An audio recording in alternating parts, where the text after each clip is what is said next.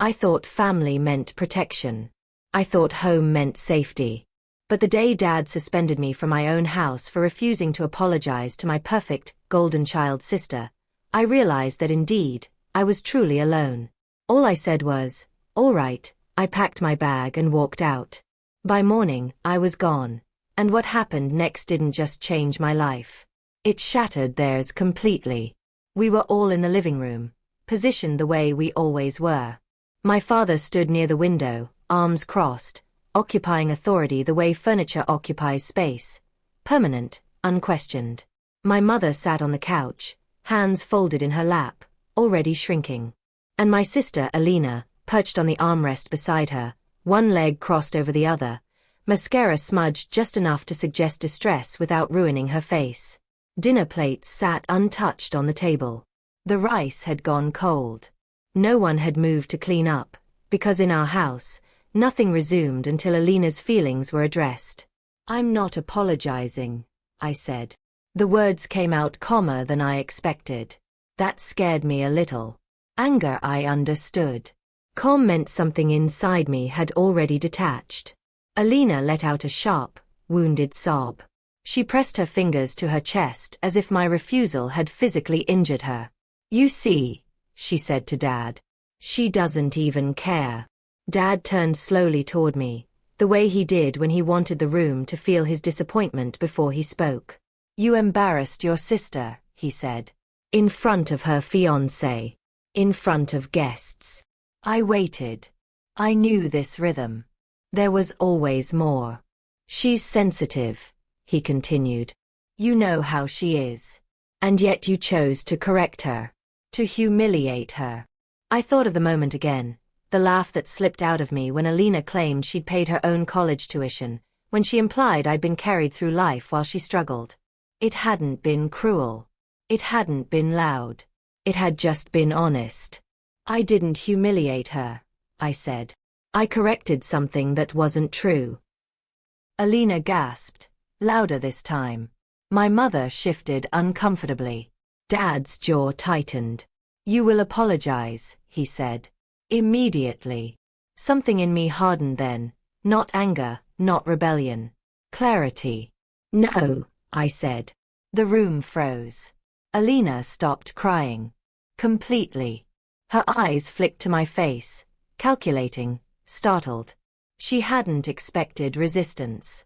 I almost laughed again at that. Dad straightened. "Then you are not welcome in this house," he said.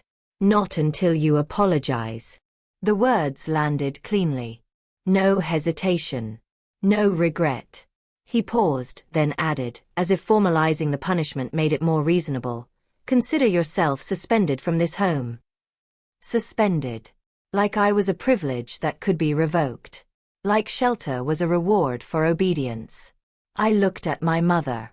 She stared at her hands. "How long?" I asked. Dad folded his arms. "As long as it takes." I nodded once. All right. That was it. No tears. No shouting. No pleading. Alina's mouth parted slightly, disappointment flashing across her face before she masked it. She had wanted me to break. She always did. The next morning, I was gone. I didn't announce it. I didn't wake anyone. I packed quietly, folding clothes the same way I'd folded myself for years. Neatly, efficiently, without complaint. 2 suitcases. That was all I allowed myself. Everything else felt symbolic, like proof I'd stayed too long already. I left my bedroom spotless. Bed made. Desk cleared. Nothing that could be accused of abandonment. I placed my house key on the kitchen counter. For a moment, I stood there, listening to the house breathe. The refrigerator hummed. Pipes clicked softly. It felt exactly the way it always had, like a place that functioned smoothly as long as I stayed invisible. I walked out without looking back. As I drove away, something strange happened. I didn't feel sad. I felt light. For as long as I could remember, I had been the reasonable one. The flexible one. The one who understood. Alina was the miracle. The golden child. the emotional center of the universe. From the time we were little, everything bent around her. Her moods determined the atmosphere of the house. Her failures were tragedies to be soothed. Mine were inconveniences to be corrected. If Alina forgot her homework, I should have reminded her. If she skipped class, I should have covered for her. If she lashed out, I should have known better than to provoke her. When she succeeded, it was because she was gifted. When I succeeded, it was because I worked too hard and made others uncomfortable. By 12, I was making dinner 3 nights a week. By 14, I was managing household bills when Mom got overwhelmed.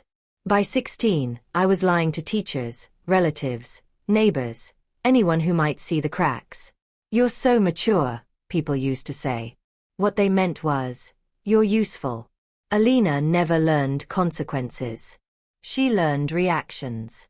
Tears worked. Silence worked. Accusations worked.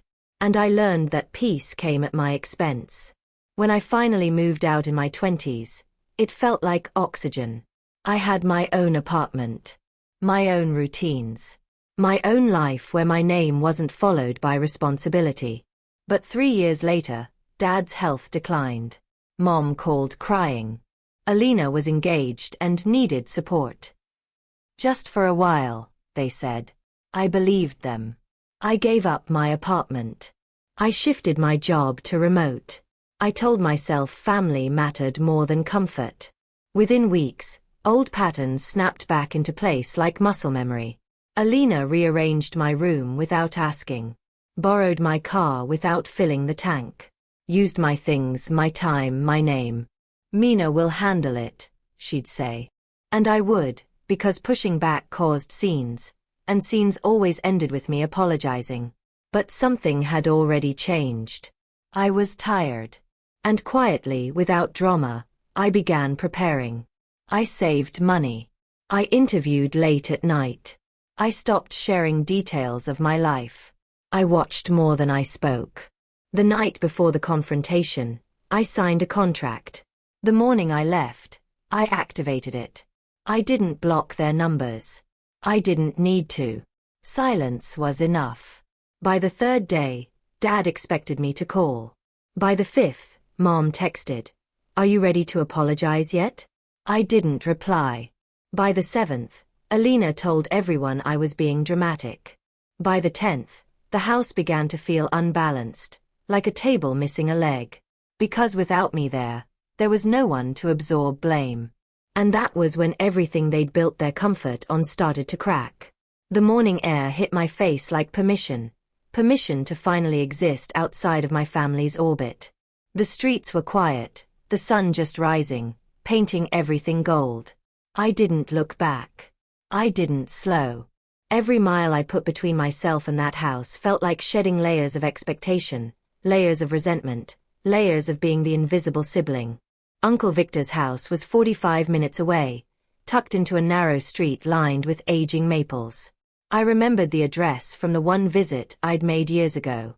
He hadn't changed much. Same green shutters, same squeaky mailbox, same smell of oil and faint smoke from the garage. But walking up the steps, duffel bag slung over my shoulder, I felt a strange sense of relief. Victor opened the door before I even knocked. He didn't ask questions. Just looked at me, nodded once, and stepped aside. "Coffee?" he asked. I nodded. We sat in the kitchen, the kind with peeling linoleum and a humming fridge, and I told him everything. Not just the laptop incident. Not just the suspension. Every slight, every unfair rule, every smirk Alina had flashed when my back was turned.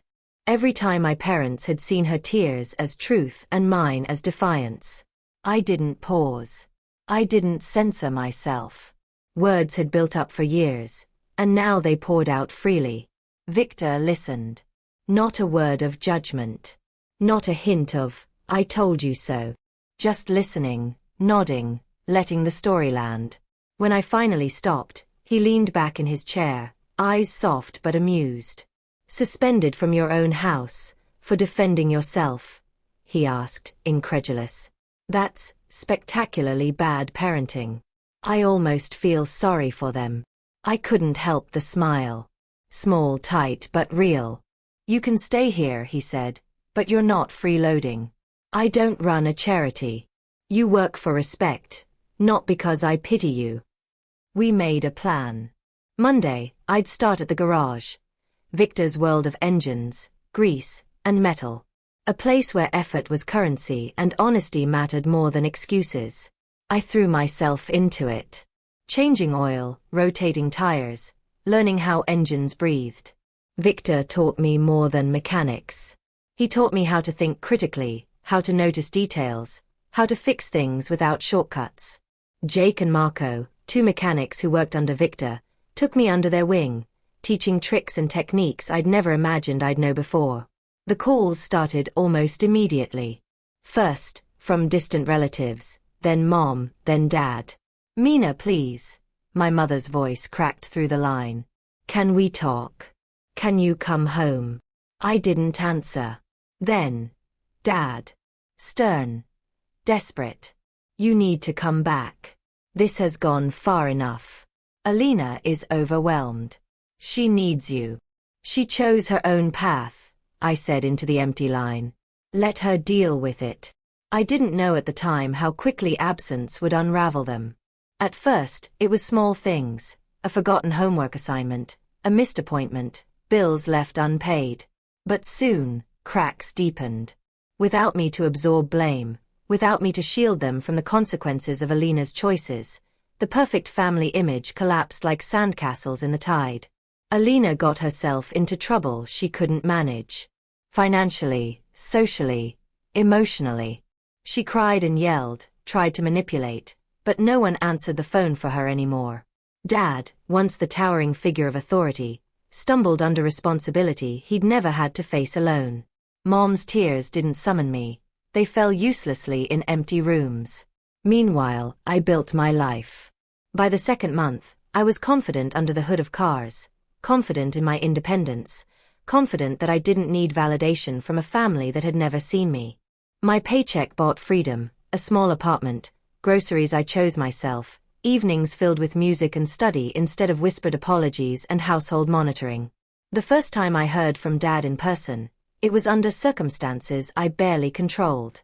He showed up at the garage, flustered, hair disheveled, wearing a tie too tight for comfort. Mina, he said, voice urgent. We need your help. Alina. She's pregnant.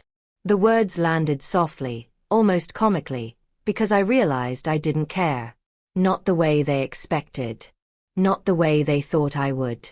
She's 16, I said. She made her choices. Now she deals with them. He opened his mouth, closed it, and tried again. But she needs you. We can't do it without you. No, I said. Calm. Final. You need to stop expecting me to be your solution. Every problem Alina has, you've trained her to rely on me. Now you see what happens when I'm not there. He left, defeated, and I went back to work. The smell of oil and rubber grounded me more than any house ever had. Weeks passed. Alina's choices led to chaos at home. Dad had to take a second job. Mom's hours multiplied. Alina dropped out of school. They were drowning in bills, debt, and disappointment. But still, they called, texted, and emailed. Always looking for me to fix what they had let crumble. And I didn't. I watched, distant but attentive, as their perfect image dissolved. Every phone call that went unanswered, every knock I ignored, was a small lesson for them. Actions have consequences. Choices have consequences. And for the first time, they were learning it the hard way. Meanwhile, my world grew. Skills, money, independence. My confidence solidified in a way it never had under their roof. I was building something tangible, something real. Not a reputation, not an image, not a role in someone else's story, but my own life, solid, unshakable, mine. And with every passing day, I realized something.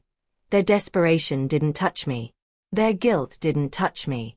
Their lies, their manipulations, their attempts to rewrite history, none of it mattered. I had stepped out of the story they'd written for me, And in doing so, I discovered the life I was always supposed to have. The months stretched into a rhythm I hadn't known I could have. Work, learning, fixing, building. Every day at Victor's garage was a lesson in self-reliance. I could measure torque without second-guessing, diagnose a failing engine by the sound of its hum, and repair what others would replace.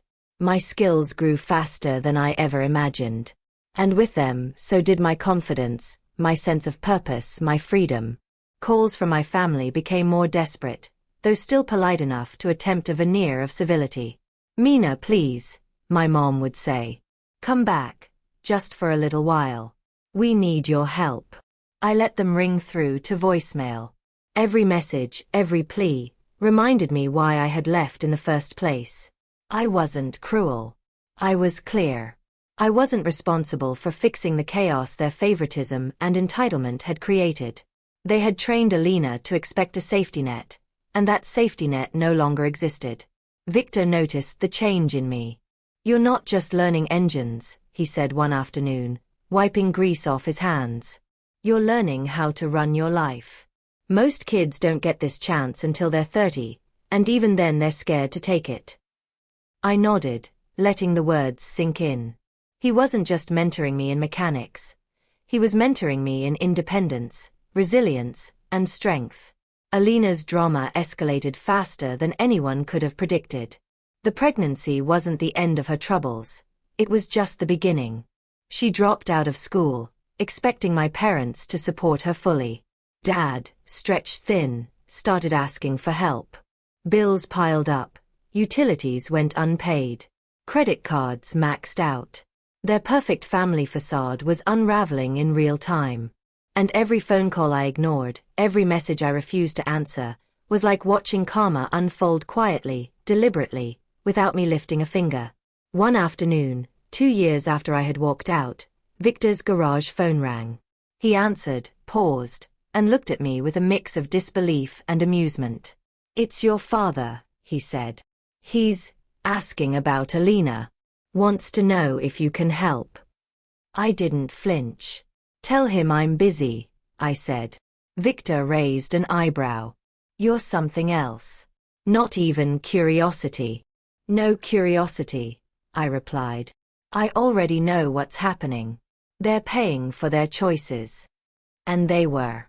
By that point, Alina had become a shadow of the girl who once barged into my room, expecting everything handed to her. She had no job, no skills, no plan. The baby demanded attention, constant supervision, and money they didn't have. My parents, once figures of authority and stability, had been reduced to stressed-out enablers scrambling to keep the household afloat. Every argument, every failure, every financial shortfall landed squarely on their shoulders. I watched the fallout from a distance, never intervening. Not out of cruelty but out of principle. I had learned the hardest lesson early. Defending yourself in a toxic environment doesn't earn you forgiveness, it earns you exile. And exile, I realized, could be liberating. Meanwhile, my own life blossomed. With the experience I gained at Victor's shop, I was able to purchase my own tools, expand my knowledge, and start making real money. By the time I was 20, I had enough saved to move into a small house, one I could call mine. Not fancy, not perfect, but a place where I could breathe, think, and build. I fixed it up slowly, room by room, applying the skills I had learned with grease-stained hands and determination. Each nail I hammered, each wall I painted, each appliance I repaired was a quiet victory, a tangible reminder that I was building something real, something permanent, and it was mine alone. Victor made me a 50% partner in the garage after 4 years of hard work. The business was thriving. Customers respected me, and word spread about the young woman who knew cars inside and out, who could diagnose a failing engine faster than most seasoned mechanics. My name became associated not with favoritism or family drama but with skill, integrity, and independence. It was around that time that I got the first news of real devastation in my family. A foreclosure notice. They had lost the house they had fought so hard to maintain. Dad had to sell his car to cover overdue bills. Mom was juggling 2 part-time jobs with irregular hours. Alina was completely dependent again, barely managing to care for her child. They were struggling, and I had the choice to step in.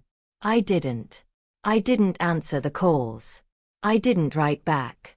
Their suffering was a natural consequence of years of choices that had ignored responsibility and fairness. I wasn't abandoning them. I was finally allowing life to teach the lessons they had refused to learn through reason, through warning, through guidance. Sometimes, the most powerful revenge isn't in confrontation. It's in absence, in watching someone face the consequences of their own decisions while you thrive in the life you chose. That winter, my success only intensified. I bought a better car, expanded my knowledge into advanced repairs, and started training others at the shop. Victor often said, "You could have gone anywhere, done anything, but you chose to build. That's rare." I understood that rare didn't just mean unusual. It meant powerful. I was finally untouchable in ways I had never imagined. By the time I was 22, I owned my own house, half of a thriving garage, and a life that was completely mine. I had friends who respected me, a partner who loved me for who I was, not for what I could do for them. My past no longer dictated my future. My future was mine to shape. The final confrontation, in a sense, never came in the dramatic way they expected. Dad appeared at the shop once more, older, weary, and different. No demands, no pleas for help, just a quiet admission. "Mina," he said, voice low. "I was wrong. About everything. About that day, about Alina, about you." I didn't smile. I didn't argue. I simply nodded. "I hear you. I appreciate you saying it. But that doesn't change what I've built or what I've chosen. You had your chance to see me, support me, respect me. You didn't. I did the only thing I could." He left without another word, and I didn't look back. There was no closure needed. The lesson had been learned, silently and irrevocably. You cannot force respect, you cannot rewrite history, and you cannot manipulate someone into being your safety net. The only way forward is through personal integrity, skill, and independence. And as I walked through the garage, the hum of engines around me, I realized I had done more than survive. I had thrived. I had taken the hand life dealt me and reshaped it into something unbreakable. I had left behind a family that had never seen me for who I was, and in doing so, I had finally found myself. The past was gone. The future was mine. And for the first time, truly, I was free. Moral lessons. This story teaches that respect, fairness, and love cannot be demanded. They must be earned and nurtured. Families that enable favoritism, manipulation, or toxic behavior may appear perfect on the surface, but such dynamics breed resentment, bitterness, and eventual collapse. Standing up for yourself, even against those closest to you, is not selfish. It is an act of self-preservation and courage. True independence comes not only from leaving an unhealthy environment but from building your own life with integrity, skill, and determination. Life will not always reward loyalty to those who mistreat you, and sometimes the greatest lesson you can teach is that actions have consequences. Ultimately, the strongest form of justice is living well, thriving on your own terms, and refusing to be anyone's scapegoat or safety net. Those who take advantage of others often only realize their mistakes when it is too late, and by then, the person they tried to control has already risen above.